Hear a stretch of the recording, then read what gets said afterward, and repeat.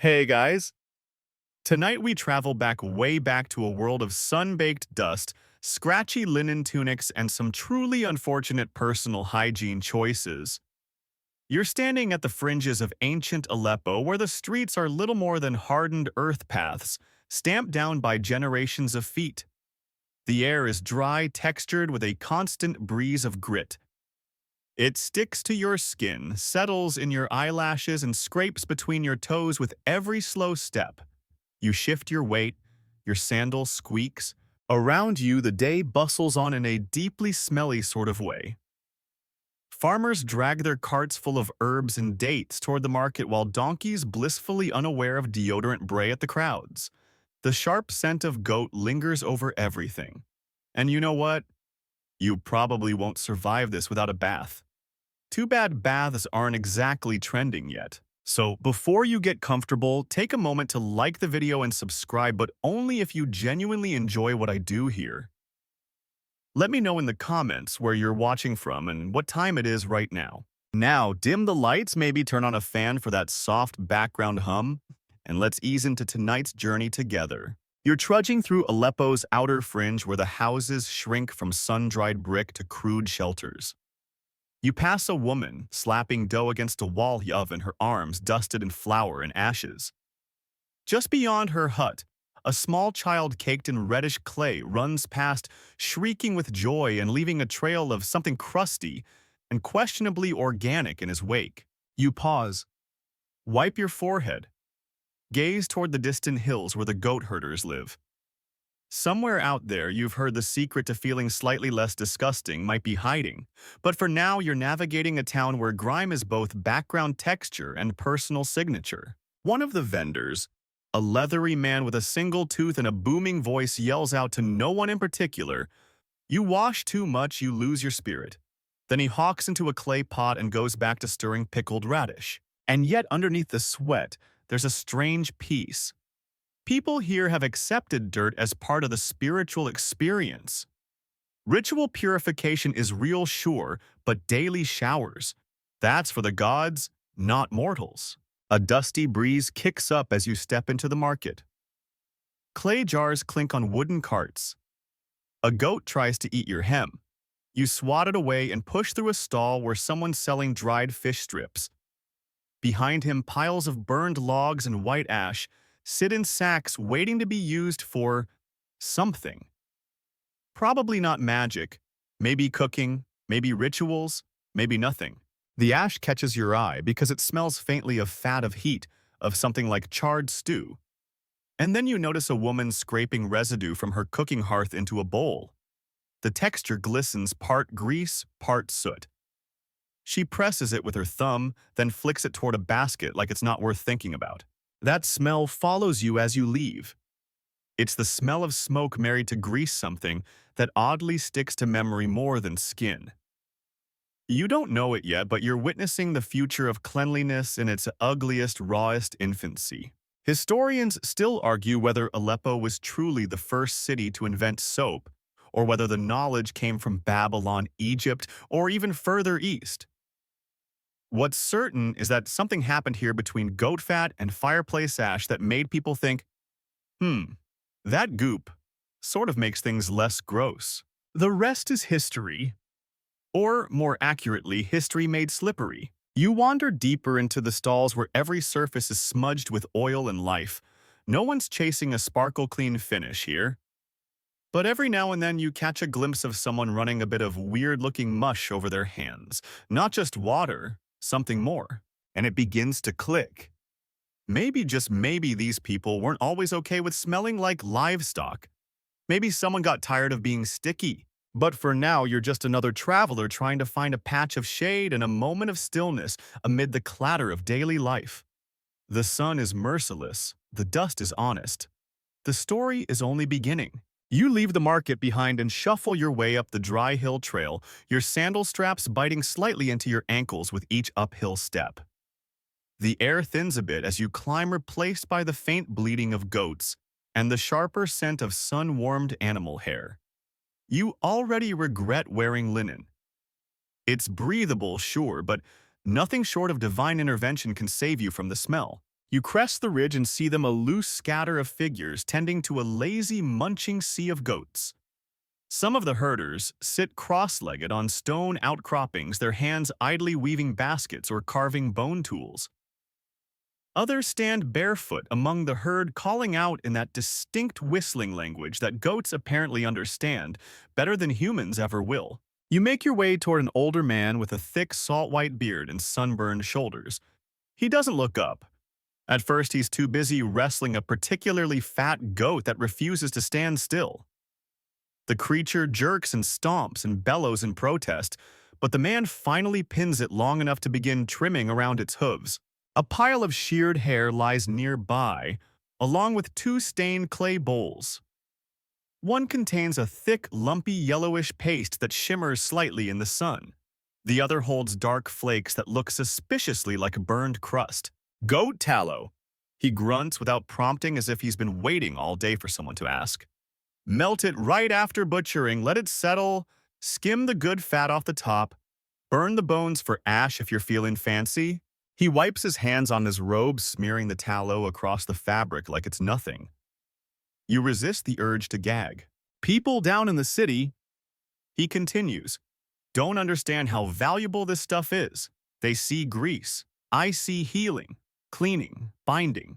You sit beside him, careful not to step in anything recent. The sun angles down through a scraggly olive tree, casting a flickering lattice of light and shadow across his bowls. He reaches into the greasy one and pulls out a fistful of the stuff. Smack. He slaps it onto a flat stone. Then he gestures toward the other bowl.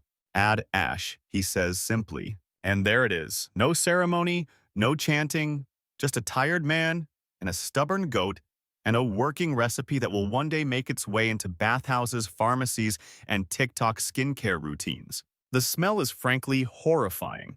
The paste gives off a gamey pungency that clings to the back of your throat. Still, something about it feels alchemical, as if nature has accidentally handed over one of its cheat codes to the truly desperate. Historians still debate whether the earliest soaps were discovered through intentional mixing or complete culinary accidents. Some argue that soap emerged when someone tried to make stew added too much fat, let the fire burn too long, and ended up with a weird sludge that cleaned the pot better than expected. Others say it was always purposeful, a fusion of ritual and necessity. This old goat herder, he doesn't care about academic disputes.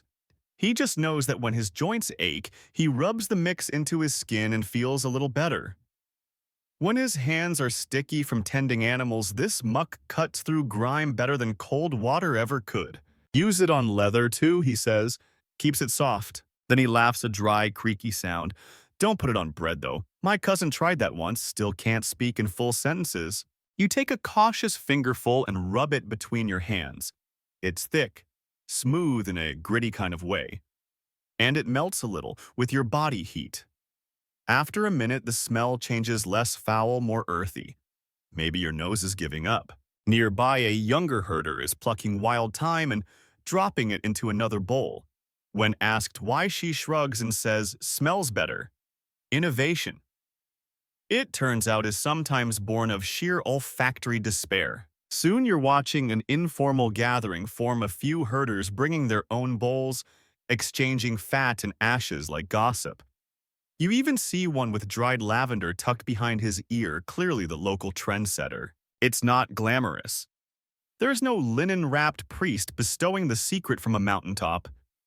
Just trial error and a willingness to smell weird in the pursuit of something slightly better. The goat beside you suddenly sneezes and headbutts your elbow, nearly knocking the bowl of fat over. You scramble to steady it, but your knee lands squarely in a pile of something that, well, let's just say it's not goat soap. You sigh, look at your knee, then at the greasy bowl. Yeah, time to test this stuff out. You scrape most of the mess off your knee using a nearby stick, because no one in their right mind would use their sleeve, and then you limp your way toward a cooking circle downhill, hoping someone has water.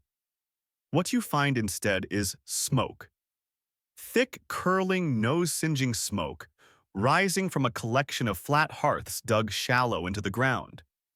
Around them, women in woven headscarves tend to bubbling pots with the patience of saints and the biceps of blacksmiths. You approach cautiously, your knee now sticky with both goat stuff and dignity loss. One woman notices your approach and nods toward a low bench. You sit. Don't lean back, she says flatly without turning. Still wet goatskins behind you. You freeze. The pot nearest you contains a mixture you can't quite identify. It's black at the bottom and turns amber as it bubbles higher. A ring of ash surrounds the lip of the pot as if the contents had boiled over recently. The smell is sharp and weirdly sweet, like burnt honey layered over damp fur. Curious, you lean closer and immediately regret it.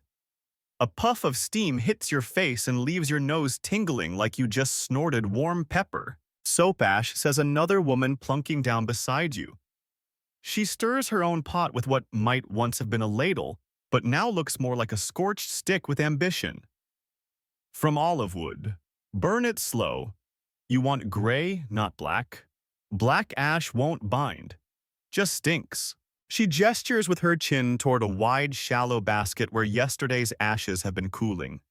They're light, fluffy, almost silky to the touch if you dared to touch them. Which obviously you don't. Still, it's mesmerizing. The way the fire reduces heavy logs to dust, the way the goat fat melts into pliable tallow, the way, if you do it just right, the two opposites unite into something that scrubs your hands clean after dealing with everything from pig entrails to marital disputes. Historians still argue whether ancient soap-making was born from these kitchen hearths or the sacred temple fires. Some think it was a divine recipe handed to priests and scribes. Others believe more convincingly that it came from tired women trying to wash the smell of survival off their sleeves.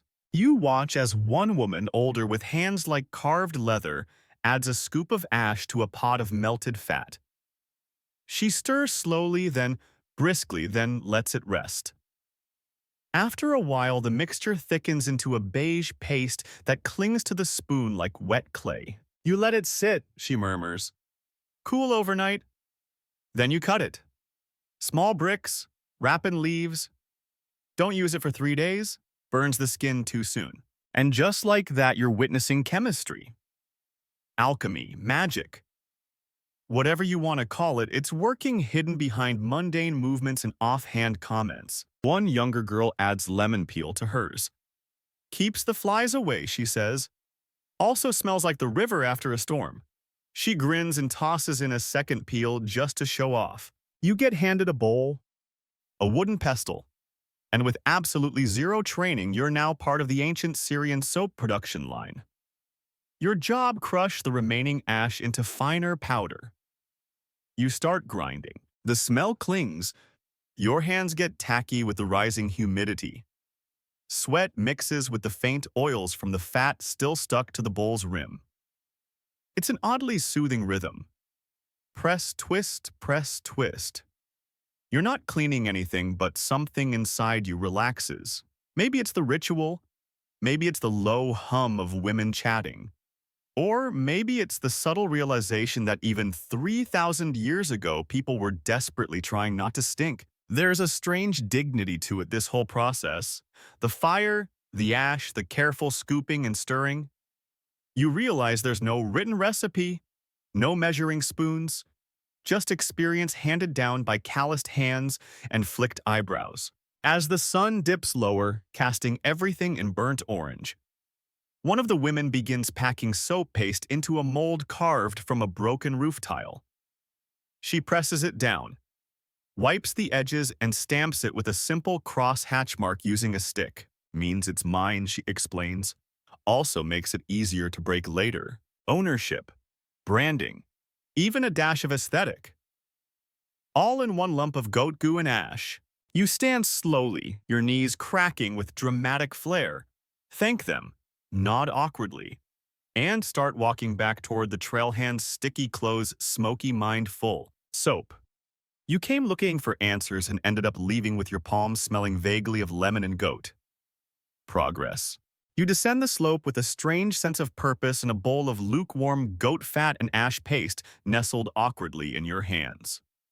It jiggles slightly with each step, like it's daring you to drop it, and ruins several hours' worth of communal labor. Your fingers are already crusted with the stuff from earlier, and now the scent follows you like an overly affectionate pet. Down below, near the edge of the grazing field, you find a wide, flat rock surrounded by discarded clay shards, crushed olive pits, and, of course, flies. A few teenagers squat nearby peeling figs and throwing the skins at each other, which is apparently a very serious competition. They don't notice you until the bowl slips a little and you let out a totally dignified yelp. One of them looks up, squints, and waves lazily. You gonna squish that or just stare at it till it walks off? You sit on the rock, set the bowl down, and brace yourself. This part isn't glamorous. You take a wooden paddle courtesy of a friendly soap woman and begin to stir the mixture like you mean it. It's thicker than porridge and much more unwilling. Still, you paddle through it, making slow, careful circles until your arm starts to ache and your shoulder makes a sound that's probably illegal in some provinces. Then comes the fun part. You pour it into a waiting clay pot, the sides coated in fine dust from earlier use, and set it near the sun-warmed ground to begin its slow cooling process. Its lumpy, uneven smells like a goat that tried to make stew and got confused halfway through. But it's yours. Your very first proto-soap. Congratulations! You're now a prehistoric beauty influencer. Historians still argue whether the soap-like substances produced in places like ancient Syria were truly meant for personal hygiene, or whether they were mainly utilitarian, used for textile processing, leatherwork, or cleaning tools. The lines blur especially when some recipes included herbs oils or even crushed shells to exfoliate the skin. In your case, you're just hoping this stuff can remove the goat smell from your knee. But first, you need to mash more. Nearby, another herder is using a flat stone like a mortar, grinding a fresh batch of half-melted tallow into fine paste. You join him, mimicking the motion. The goat fat goes soft under your pressure, slicking the stone in a thin film that gleams in the late sun. He sprinkles in a pinch of fine ash, then nods. You take the cue and do the same. He doesn't speak much, this guy, but every now and then he reaches over and adjusts your grip or slaps your wrist when you try to go too fast. Eventually, he hands you a round wooden mold, a shallow scoop with carvings along the inside. Push it in, he grunts. Let it take shape. You do. The paste gives with a satisfying squish. The mold is simple, but the resulting shape has decorative ridges almost like flower petals. You lift it carefully and place it on a woven tray lined with dry reeds. One of the fig throwers wanders over. Smells better than your face did earlier, he says helpfully. You thank him by threatening to lob a mold full of raw soap at his sandals. He retreats. For a while, the work becomes meditative. Each step has its rhythm: squish, scoop, press, rest. You even begin experimenting, adding in a dash of thyme oil someone left behind. The scent that rises surprises you. It's sharp, herbal, and weirdly clean. Another herder joins and offers up a handful of salt, saying it makes the paste firmer. Someone else mentions sand, though, with a shrug that suggests it's more of a dare than a serious suggestion. Fringe tip of the day. There's an actual Mesopotamian clay tablet that records soap-like mixtures being used to prep wool before dyeing. So maybe your herby goat goop has more applications than just hygiene. You might also be inventing the world's earliest pre-wash cycle. As the sky deepens to a smoky lavender, the trays of molded soap are left to rest. You gather around with the others, a loosely formed circle of sun-tired bodies and sore shoulders. You all smell like smoke ash and livestock, but somehow less than before. One of the women hands out flatbread with sour yogurt. You tear a piece, dip it, and chew slowly. The taste is strong, tangy, oddly comforting. Across the fire, someone murmurs, "We should sell the clean stuff to the traders next moon." Laughter ripples through the group. A soap business here with goats as your shareholders. Maybe. But for now, it's enough that your fingers feel smoother, Your arms ache in that good, useful way, and there's a faint herbal tang clinging to your skin that wasn't there this morning. You lie back on the warm stone staring at the first stars winking into view. One of them blinks slowly like it's judging you. You blink back. Soap. It doesn't sound revolutionary, but under your nails and your skin and across the palms of everyone sitting around you, there's something undeniably different. The next morning arrives with a yawn. You're jolted awake not by a rooster but by the sound of something thudding against something else very stubborn. Thwack, thwack, squelch. You sit up, dust falling from your shoulders like confetti, and realize you fell asleep beside the soap molds. Some are firm now, holding their shape like oddly rustic muffins. Others have slumped sideways during the night like they gave up halfway through trying to be useful. A teenager walks by and nods toward the rock you used yesterday. Hope your back likes punishment. We've got a lot more slush to make. You stand, stretch, and wince dramatically.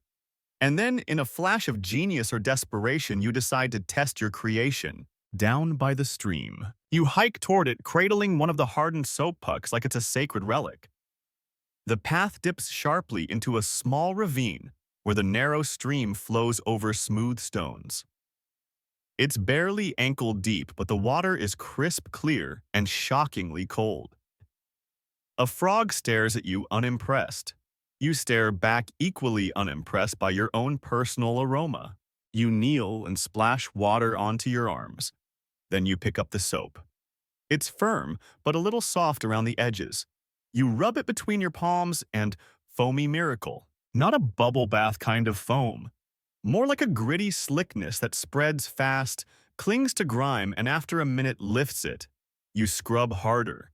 Elbows, neck, even your knee, which is still haunted by yesterday's goat accident. It's not glamorous. But the water starts to turn murky in a satisfying way.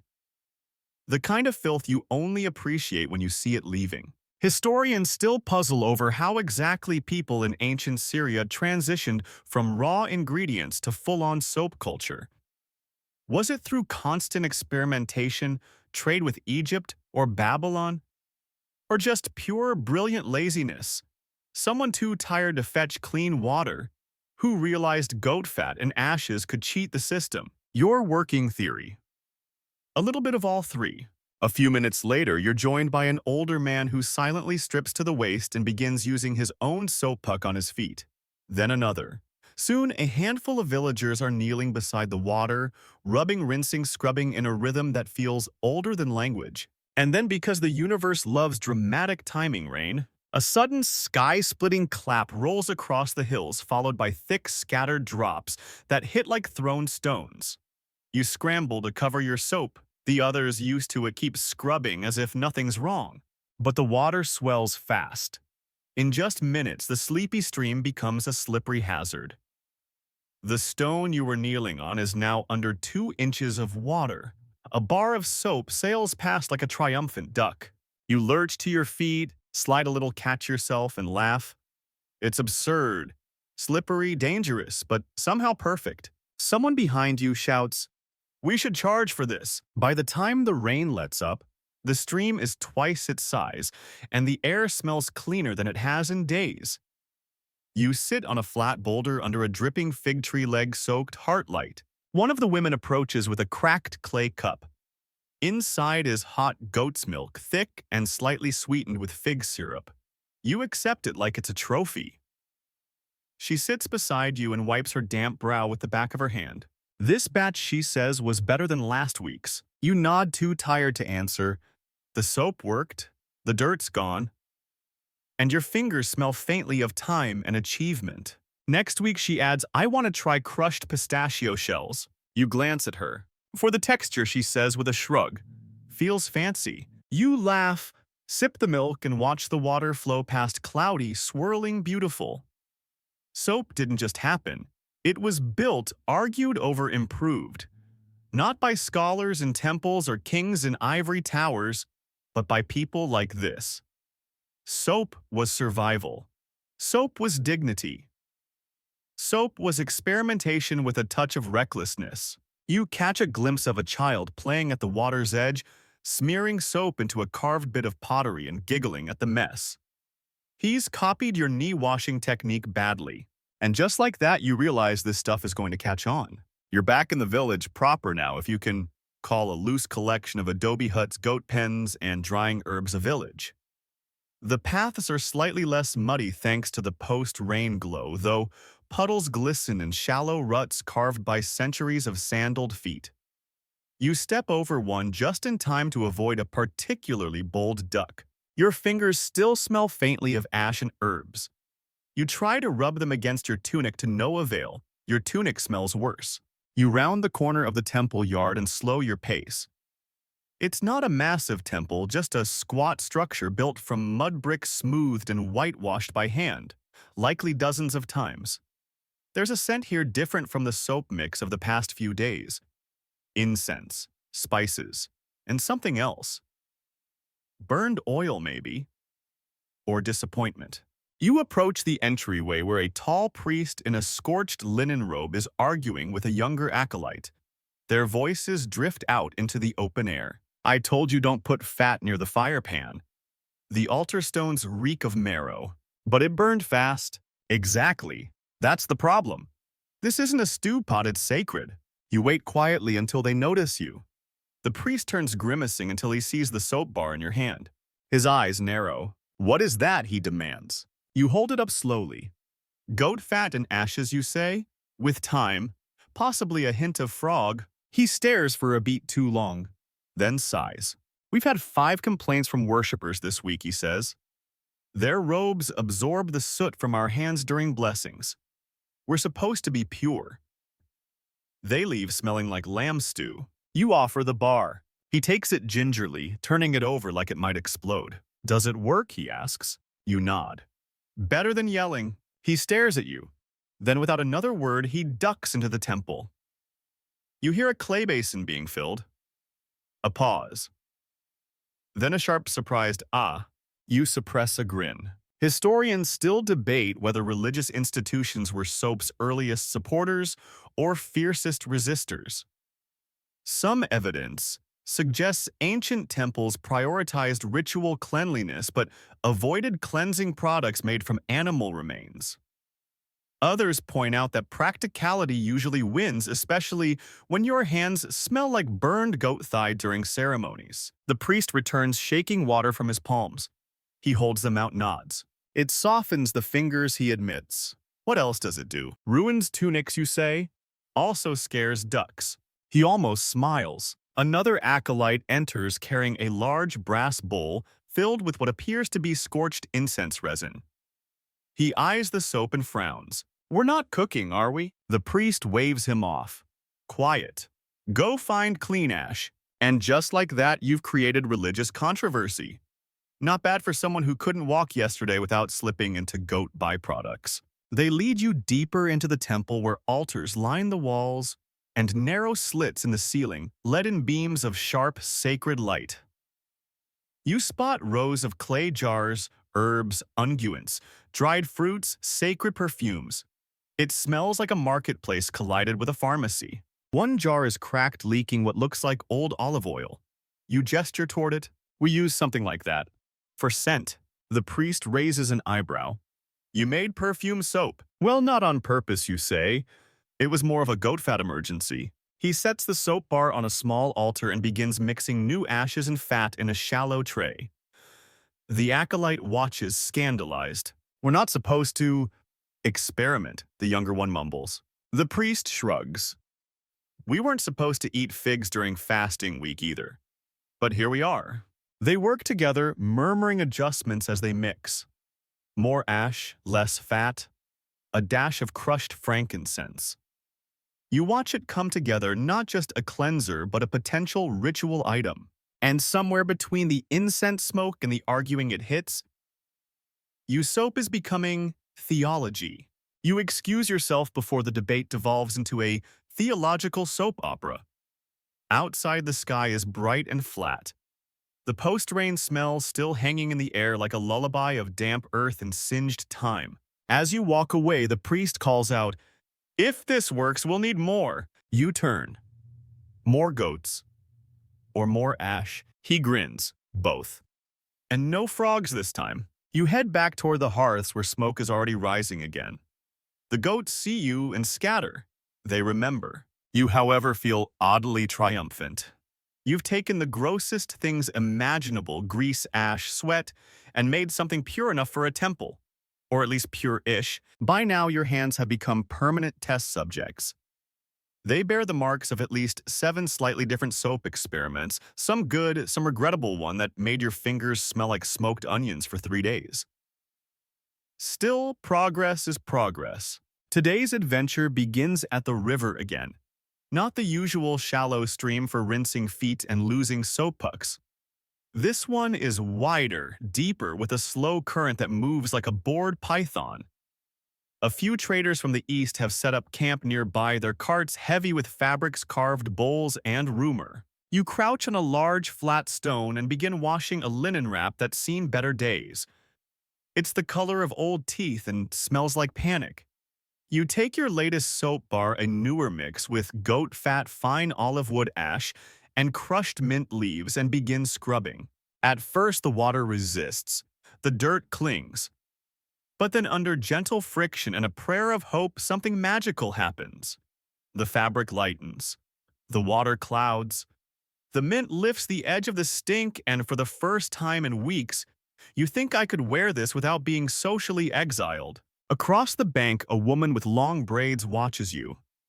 She has a bundle of dyed wool in her lap and a skeptical expression.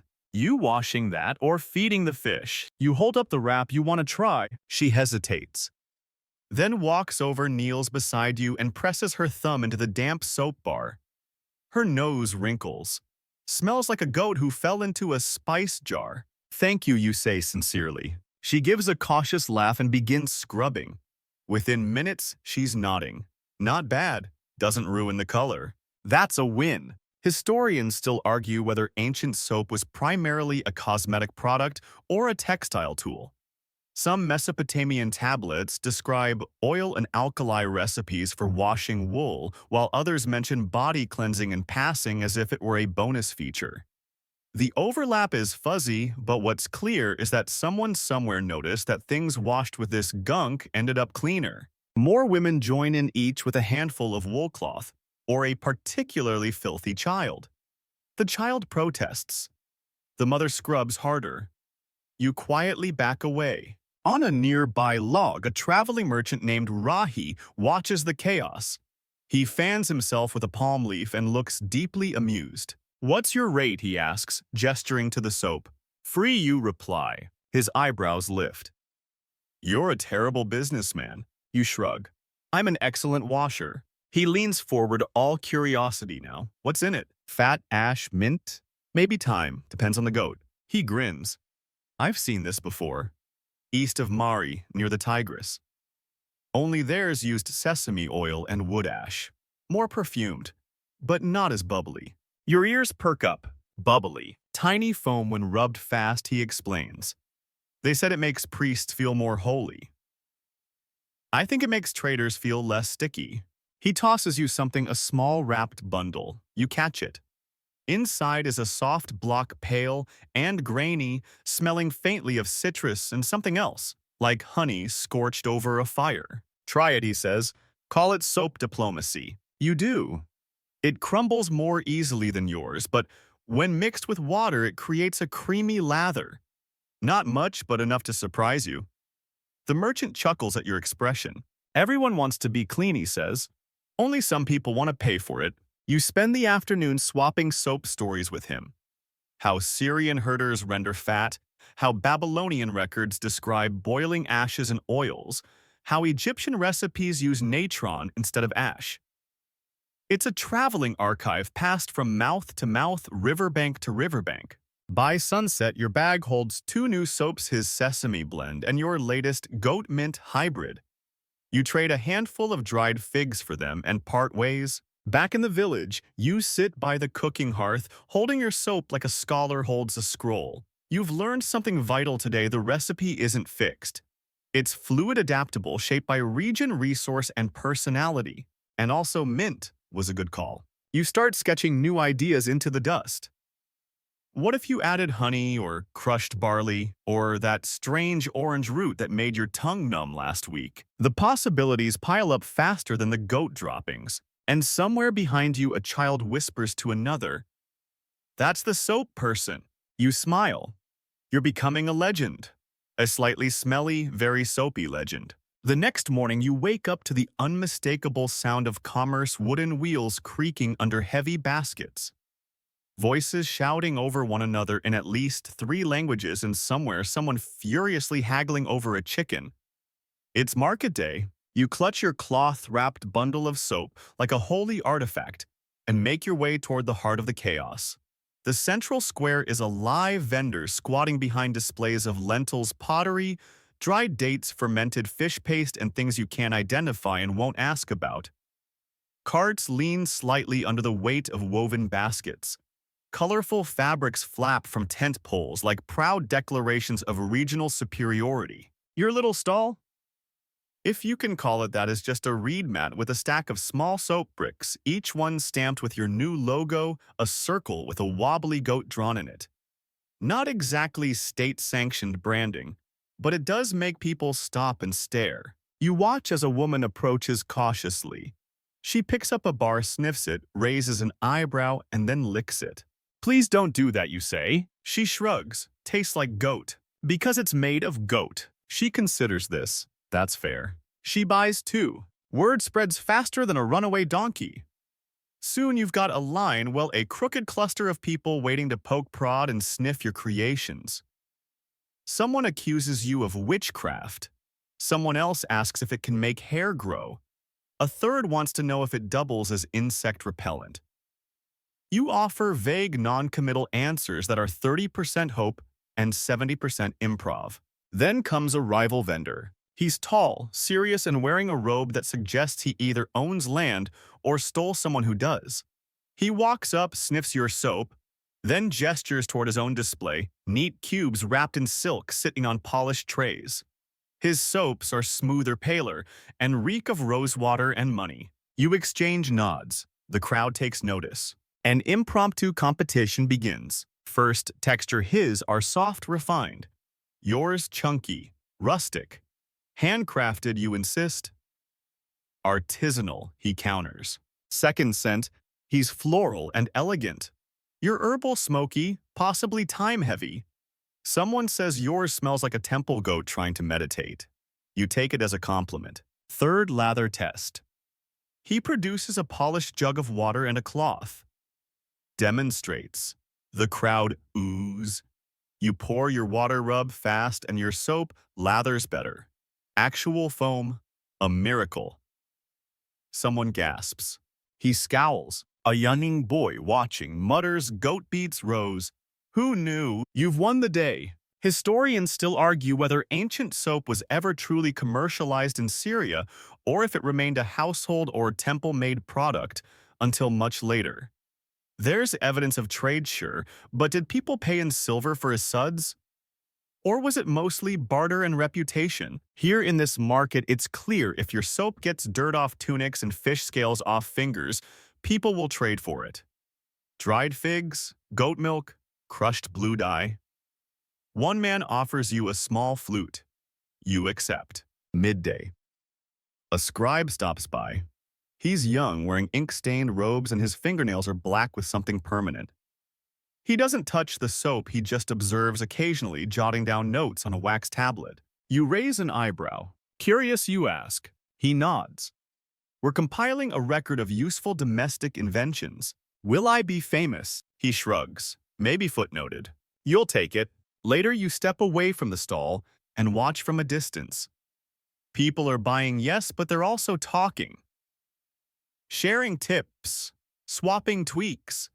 One woman claims she adds crushed fig seeds for scrubbing power. Another insists you should store the bars in dried banana leaves for a more complex scent. You've created a small culture, an industry even. And like any good business, it comes with complaints. Too soft, too crumbly, smells like my cousin's cooking. This is not a compliment. You listen, nod, promise improvements. A teenage girl suggests charcoal. Another mentions green clay from the far hills. You jot everything down in the dirt with a stick. It's not exactly a patent office, but it works. By sunset, your stock is nearly gone. Your mat smells like a mixture of herbs, sweat, and triumph. You sit cross-legged watching the sky turn honey gold. A trader passes by and tosses you a dried apricot. "You'll need a bigger mat next week," he says. You nod. Chew. Think. Yeah. Next week you might need a team. By the following week, you've upgraded. Not by much, you're still sitting on a slightly wobbly stool under a crooked piece of linen strung up with goat twine, but your stall now has labels. Well, labels scrawled with charcoal on scraps of broken pottery, but still. They read things like River Mint Scrub Goat Ash Classic and Spicy Temple Blend. No frogs. The market has grown louder. Word of your sudsy experiments has traveled far enough to attract curious visitors from neighboring villages. One woman arrives carrying a bundle of clay figurines. She sets them down, unwraps one carefully, and says, "If I give you this, can you make soap that doesn't ruin my hair?" You nod solemnly and accept the goat-shaped statue with the gravity of a professional. The real development, though, is happening behind the stall. You now have a crew. Technically, it's 3 neighborhood kids and 1 overly enthusiastic goat herder's niece, but they're invested. One grinds ashes. One weighs tallow lumps by feel. One stirs and complains about stirring. The niece is in charge of presentation, which seems to mean sticking herbs into the top of each soap brick at a dramatic angle and declaring them premium. They take it very seriously.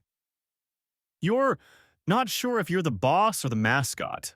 At midday, you break from selling and walk with one of the new recruits, Tariq, a boy of about 11 who insists he's 12 and also a soap philosopher. He explains between bites of dried apple that he's developed a theory about lather ratios. See, he says, if the ash is too fine, it burns faster in the mix. But if it's coarse, it scrubs better, so maybe we need both. You blink. That's actually really smart. He beams. I'm charging you for that. Back at the stall, the day takes an unexpected turn when a small group of men in dyed robes arrive. They're city folk. They wear polished sandals. One of them carries a scroll case and another looks like he's never touched a goat in his life. They walk slowly through the market, pausing at various stands until they stop at yours. You stand, wipe your hands, and try not to look like you slept in a soap mold last night. "Is this the cleansing agent?" one asks, gesturing to your display. You nod. It's soap. He frowns at the word like it owes him money. We've heard reports, bubbles, fragrance, general, foaming. That's right, you say. He pulls a small cloth from his sleeve and gestures for a demonstration. You grab a bowl, pour water, and begin rubbing.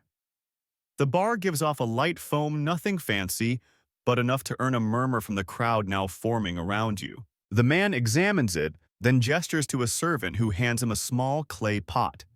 He spoons out a glob of something gray and sticky. "This is what we use in the palace kitchens," he says. "Tallow and sand. Works well enough." You lean over, smell it, recoil slightly. He sees your face. You disapprove. "No," you say carefully. "I just don't want it on my face. Or my life." Laughter ripples through the crowd. He pauses. Then to your surprise, he smiles. "May I buy a bar?" You hand him the spicy temple blend. No frogs.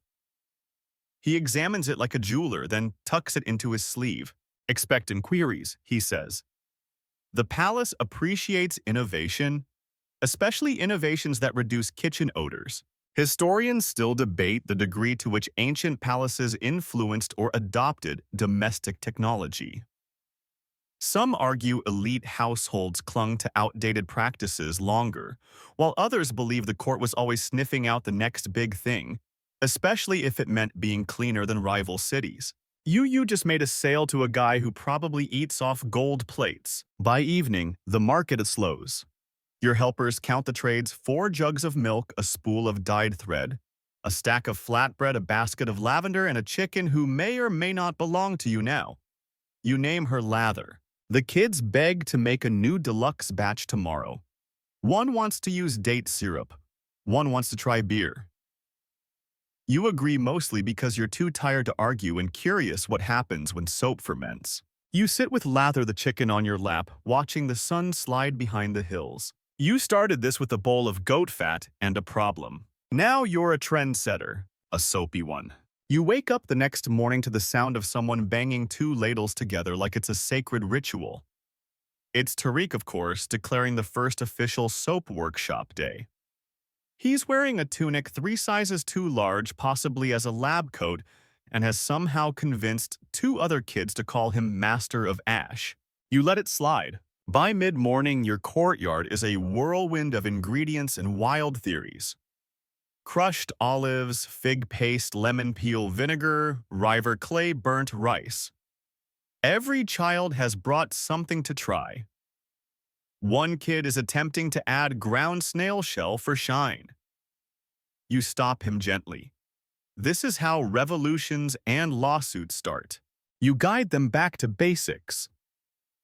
Rendered goat fat, fine wood ash, a pinch of herbs, water just hot enough to melt but not scald.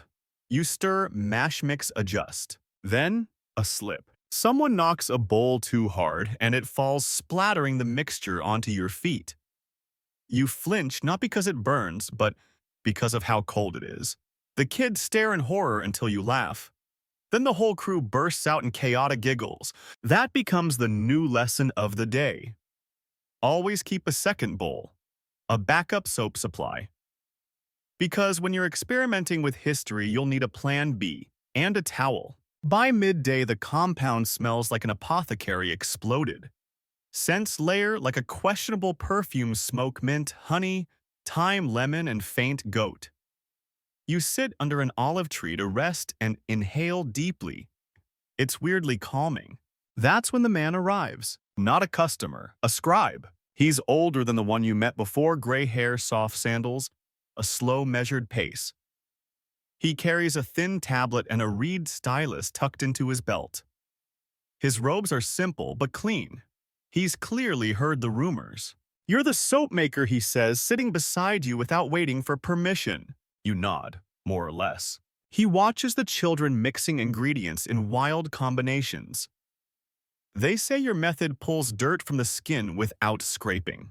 It lifts it, you say, sort of carries it off, like truth from a politician, he mutters, then smiles. You explain the basics.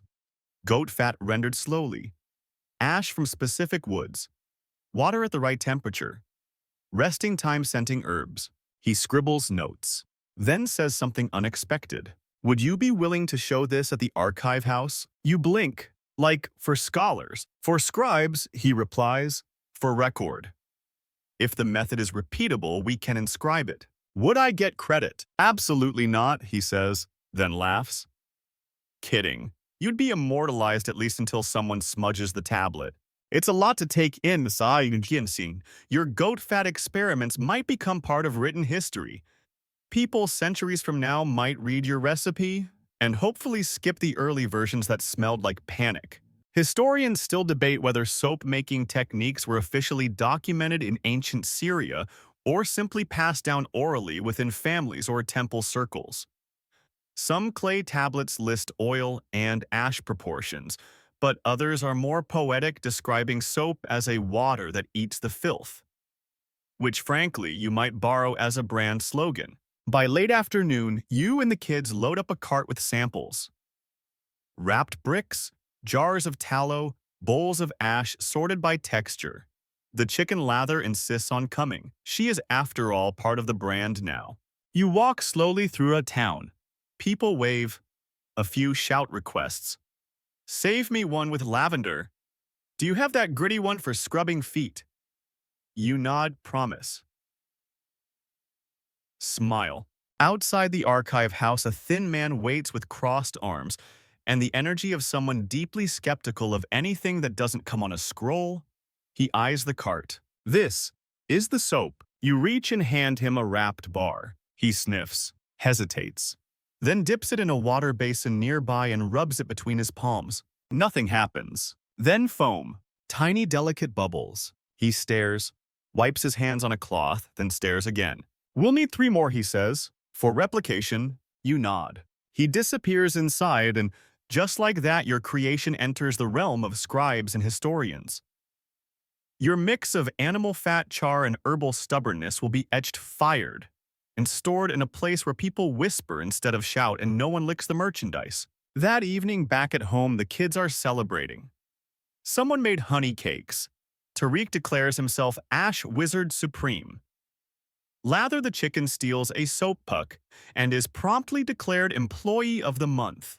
You watch them from the shade, sipping warm tea and listening to their laughter. You were just trying to clean your knee. Now you're teaching others to lift grime, share knowledge, and take pride in something once scraped from a hearth floor. Maybe that's the real recipe, not just ash and fat, but time, laughter, mistakes, and community. The next few days pass in a hazy rhythm of stirring, molding, testing, and shouting things like, "That's not edible," across the courtyard.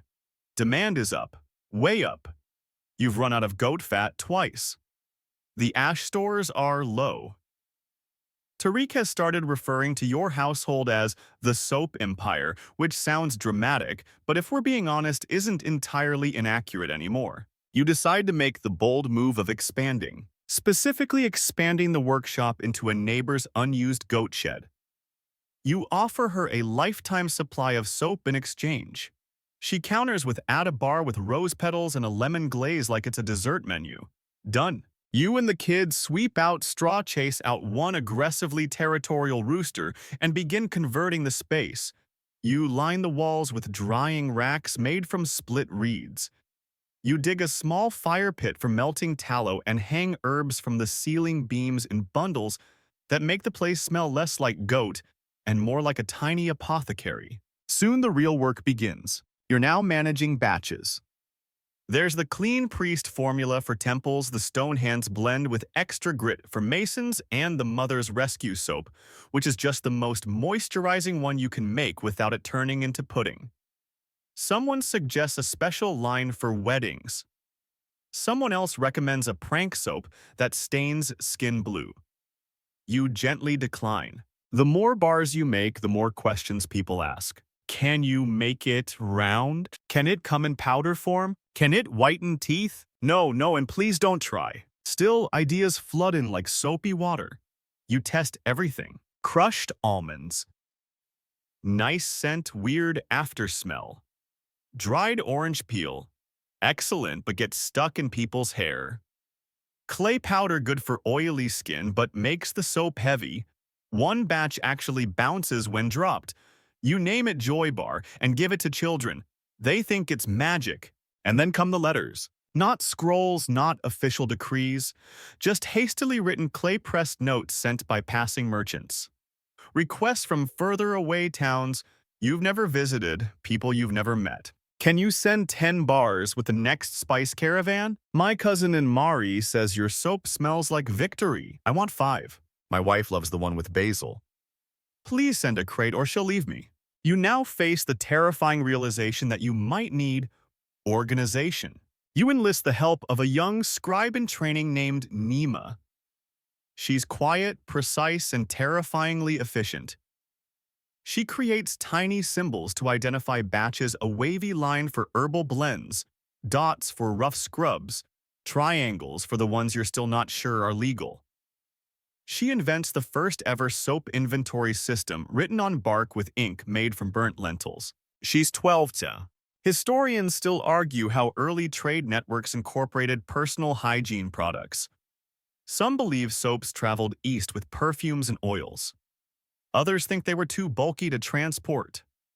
But here in your goat shed sorry soap workshop, you're seeing it unfold bars wrapped in cloth, tied with reed, ready to travel in someone's saddlebag across the mountains. Then one morning, a surprise. The temple guard shows up, not with weapons, but with a goat. They hand you a scroll stamped with the temple seal. It's an official request. They want you to produce a sanctified soap for ceremonial use.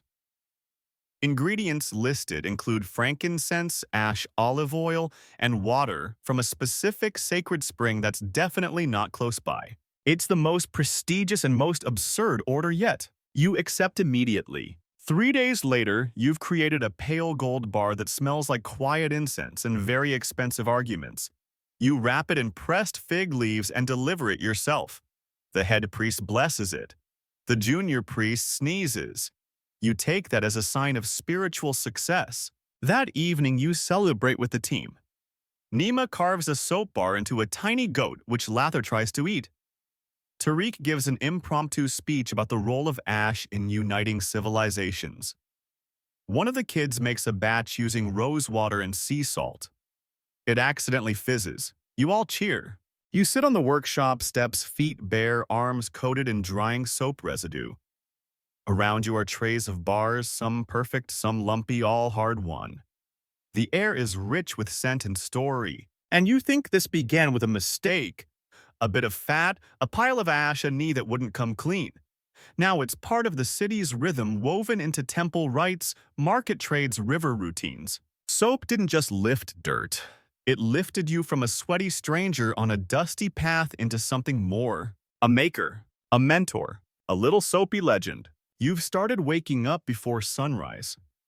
Not because you're a morning person, heavens no, but because the soap batches are getting bigger, and if you don't start early, the courtyard turns into a shouting match between Tariq Nima and a boy who insists the secret to lather is moonlight exposure. It's not. You've checked. By now, you've lost count of how many bars you've made.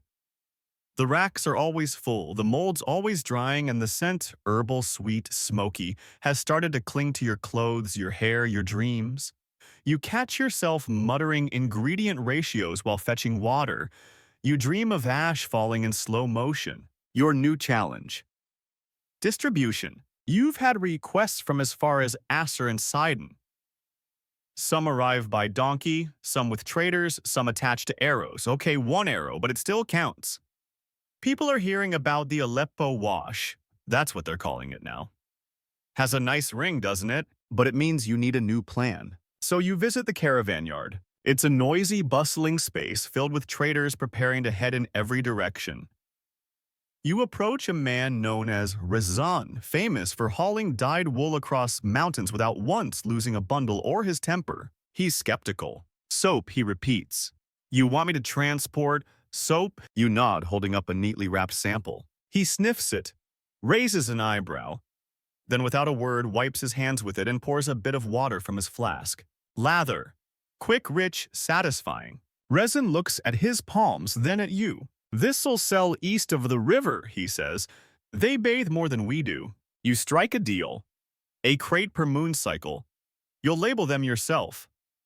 Tariq insists on designing a merchant seal using dried fig juice and old cloth. It looks like a goat riding a cloud. You approve it immediately. Back home, production kicks into a new gear. The kids form a line.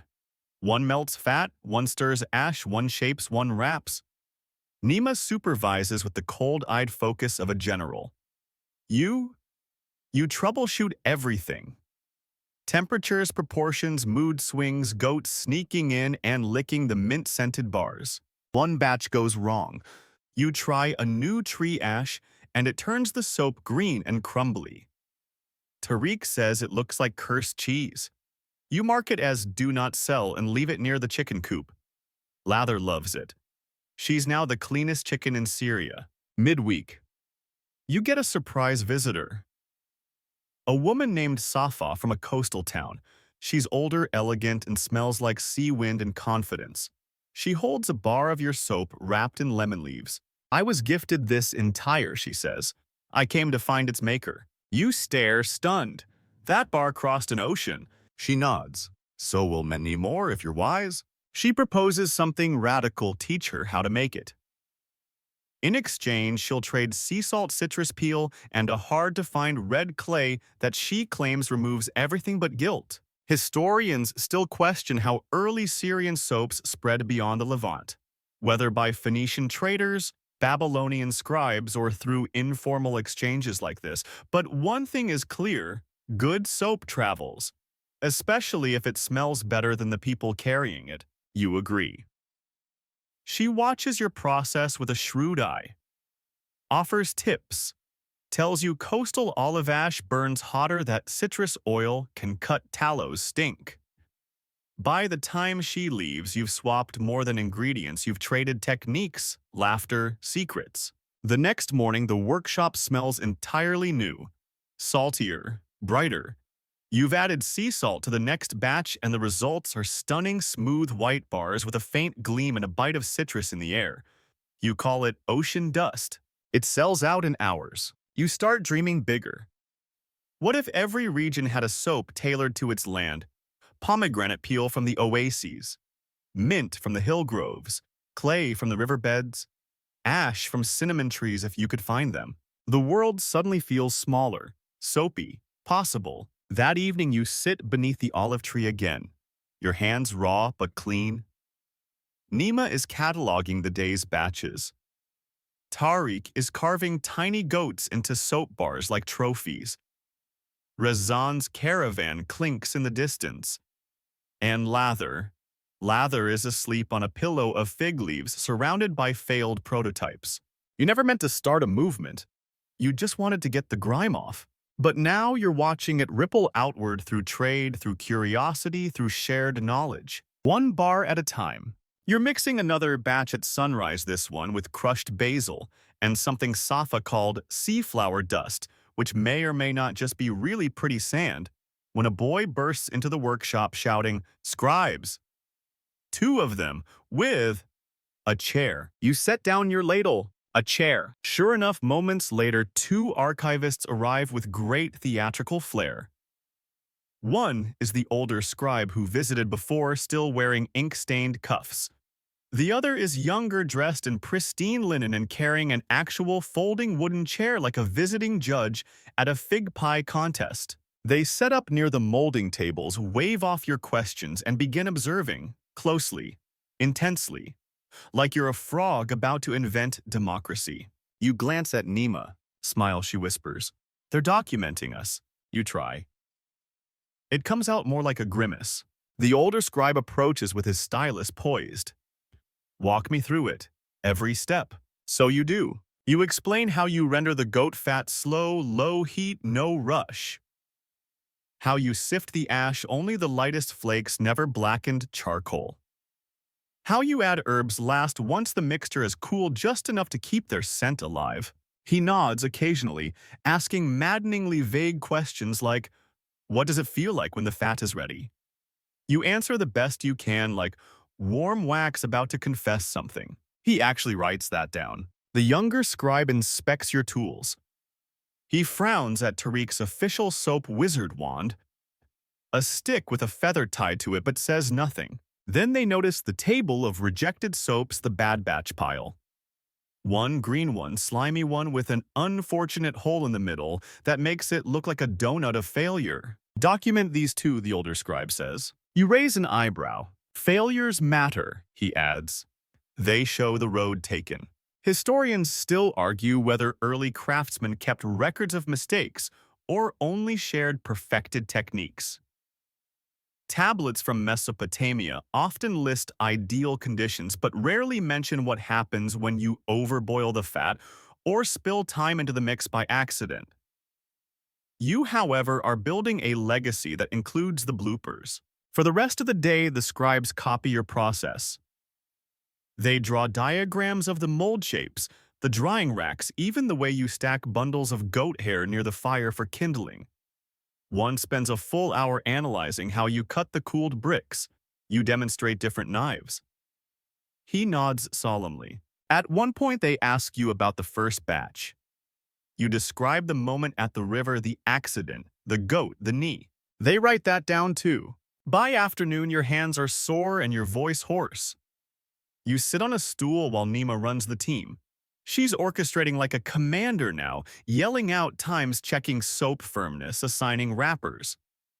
One kid drops a bar and is immediately given leaf scrubbing duty. You sip warm water and watch the scribes pack up their tablets. Before they leave, the older one turns to you and says, "This will be copied, stored, referenced. Under your name." He smiles. "Yours. You're the one who figured out how to make a goat smell like a blessing." They leave. Slowly, reverently, as if the ground behind them is somehow cleaner than when they arrived. Later that evening, a few neighbors stop by to help. A woman offers dried rose petals. A man brings a satchel of cinnamon bark. Someone donates an entire basket of black volcanic sand saying, I don't know what it is, but it feels important. It is. You now have a full corner of experimental materials. It's growing faster than your ash reserves. The kids vote on which new batch to try first. The winning combo Volcano Mint. Tariq says it sounds dangerous. You nod. Dangerously fresh. By nightfall, the soap shed is alive with scent, steam, laughter. There are bars cooling on every surface, molded leaves drying on strings, scribbled notes from Nima hanging by the door. Even the goat that delivers milk has been named Sudsy, and you smelling like basil, thyme, and a little bit of genius sit quietly under the olive tree holding the very first bar you ever made. It's hard, cracked, uneven. Perfect. It won't be used. It doesn't have to be. It's your start, your story, your spark. You begin the next morning with two surprises. The first is a goat inside the workshop standing on your drying rack like it owns the place. Lather watches from the doorway deeply unimpressed. You gently shoo the intruder out and rescue what bars you can, only a few hoofprints this time. That counts as a win. The second surprise is more significant. A trader from across the Euphrates arrives with an official-looking scroll and a sack of silver pebbles. They want 50, he says. 50 what? Bars. The ocean dust kind. And they want them wrapped in silk, not fig leaves. You blink. Silk. You point to your shelves, your drying racks, your team of half-dozing children currently arguing about who gets the biggest ladle. We're not exactly a silk operation. The trader shrugs. They're paying in silver. You assign Nima to figure it out. Within hours, she's organized a barter with the textile stall at the market. They get 2 weeks' worth of soap. You get enough off-cut silk strips to wrap 50 bars, and still have a few to tie around your forehead for dramatic flair. Production begins. Tariq invents a new ritual called soap blessing, where everyone waves a mint sprig over each bar before wrapping. You roll your eyes but secretly love it. You're making luxury soap.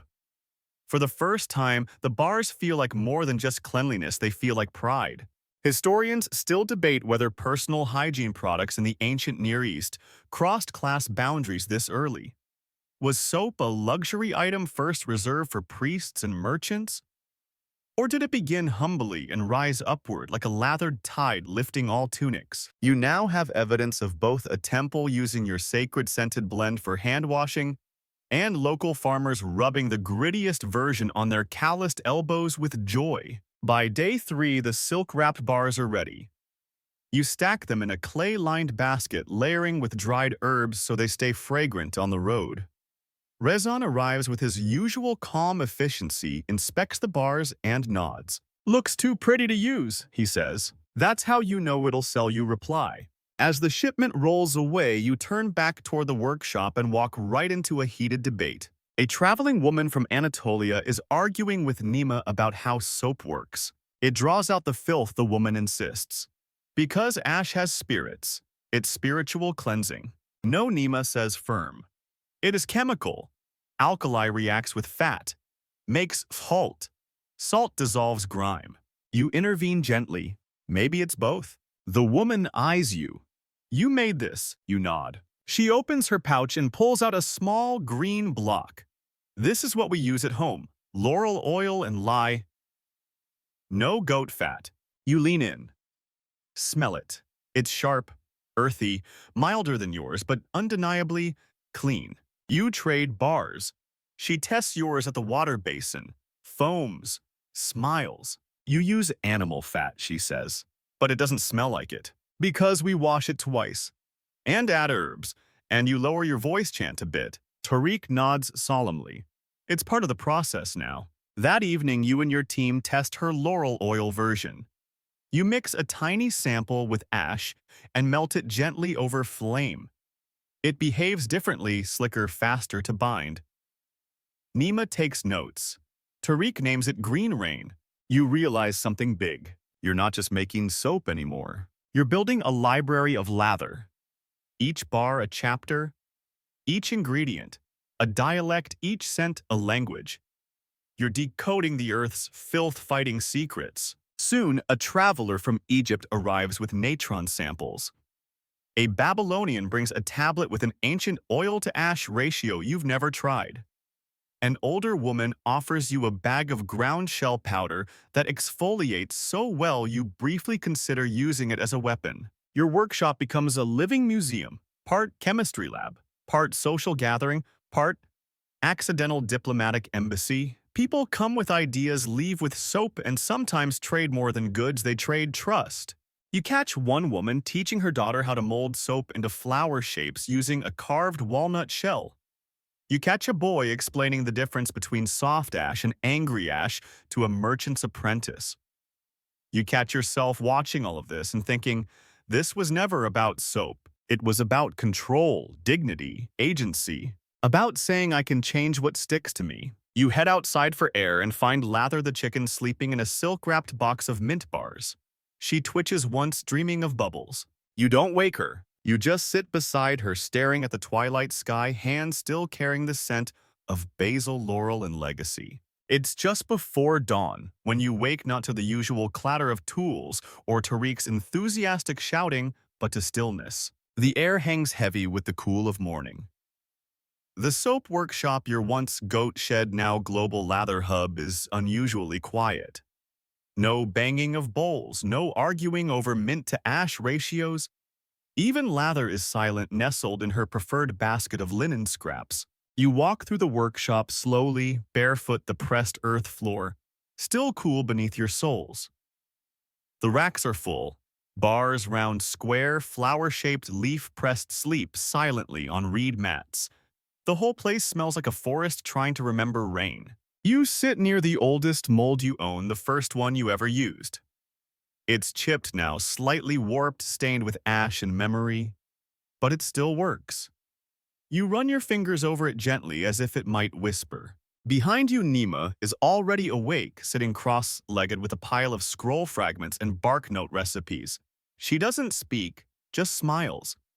The kind of smile that says, we did something. You think back to the fat-stained stone in the hills, the first accidental scrub, the temple priest's confused blessing, the way the kids laughed when the soap bar bounced, the scribes who documented your work like it mattered, because it did.